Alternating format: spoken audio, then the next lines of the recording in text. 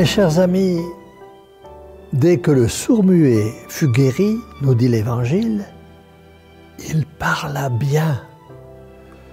Ah mes amis, qu'il serait à souhaiter que certaines personnes écoutent la voix de la sagesse et arrivent à parler du prochain sans accumuler faute sur faute.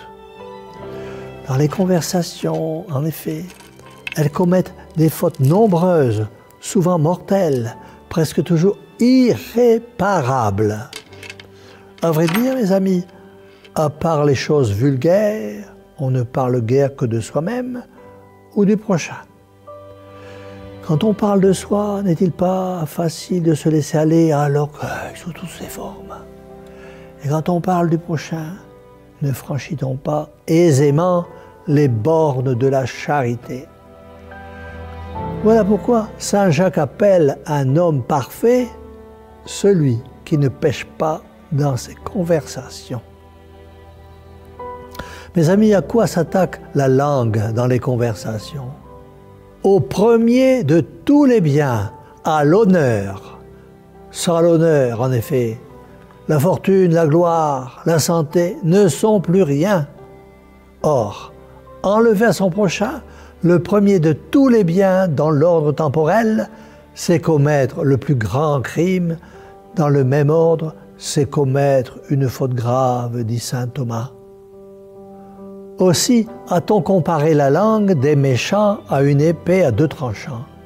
Elle tue celui qui s'en sert aussi bien que ceux qu'elle attaque. Mes amis, voyez une personne qui vient de se rendre coupable d'une médisance ou d'une calomnie.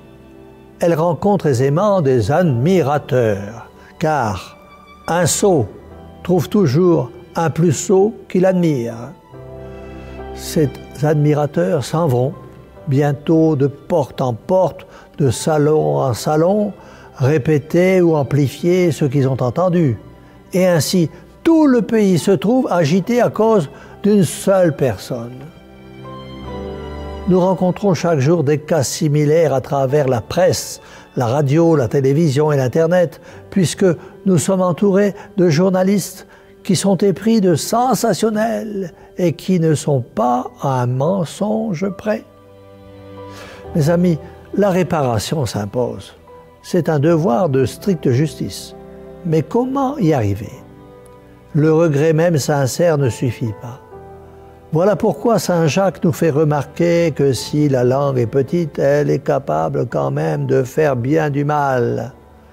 Ne suffit-il pas d'une étincelle pour causer des dommages irréparables? En conclusion, mes amis, Démosthène disait « L'homme a deux oreilles, mais une seule langue. Il doit donc écouter deux fois avant de parler une seule fois. » Mes amis, suivez ce conseil. Parlez peu, parlez bien. Vous éviterez beaucoup de péchés et au soir de votre vie, vous ne serez pas de ceux qui se trouveront exclus du royaume des cieux. Alors, tous ensemble, disons à cette bonne mère, cœur douloureux et immaculé de Marie, sauvez-nous. Et que la bénédiction du Dieu Tout-Puissant, Père, Fils et Saint-Esprit, descende sur vous tous et y demeure à jamais.